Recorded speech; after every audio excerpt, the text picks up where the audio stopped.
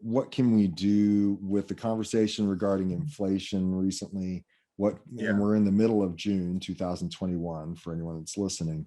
What can we do to hedge against inflation, knowing or seeing what's happening? I think there's a couple things that you can do. Obviously you have to, the best hedge against inflation, obviously people are going to say gold and silver, maybe cryptocurrencies. Yeah. And I'm not going to disagree. I think you should own those things as insurance almost. Sure. Right. Those are insurance in case there is a currency collapse. Right. Okay. Which inevitably is the end result of inflation, right? It just makes the money completely worthless. So that there is some validity in that, in owning, I don't know, maybe 5 to 10% of your net worth in those types of those types of things. Okay. You don't have to own all, like and commodities or something like that. You don't have to own like all of your investments. Don't need to go. I got some people that just like every dollar that they make goes into buying gold and silver. I'm like, you don't need to do that. That's a lot. Yeah, it's a really a lot.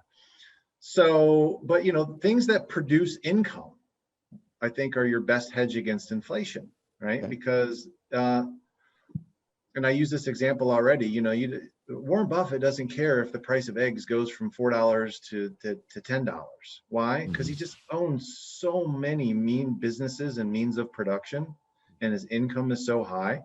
It doesn't affect him. Whereas if you're making 50 grand a year on a fixed income and those things go up, it does affect you. So inflation really hurts people that are on like a fixed wage or a fixed salary, right? Because of that. All right. So, going back to the whole trying to create multiple income sources, I think that is probably your best hedge against inflation, is just having multiple income streams, right?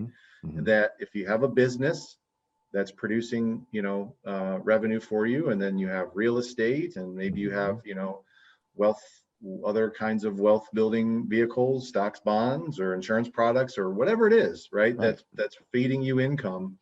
That to me is going to be your best hedge against inflation. And then of course it's just investing in things that are going to pay you to own them. Right. Like that's it.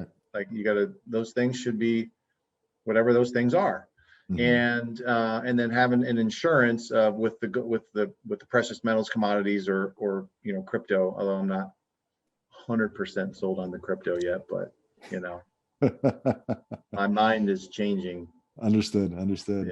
Yeah. So, and you would say, just to make some connections here, the 7 to 10% owner distribution, 7 to 10% of revenues that you recommend owners set aside as their distribution be going towards some of these wealth creation vehicles, right? Should be going towards the future purchase of real estate, into like you said, insurance vehicle for retirement, stocks, bonds, 401ks, you name it. It should be going into that stuff. That's where it should be going. Yeah, it should be going to things that are going to either be able to produce income for you now or future income at some point in time.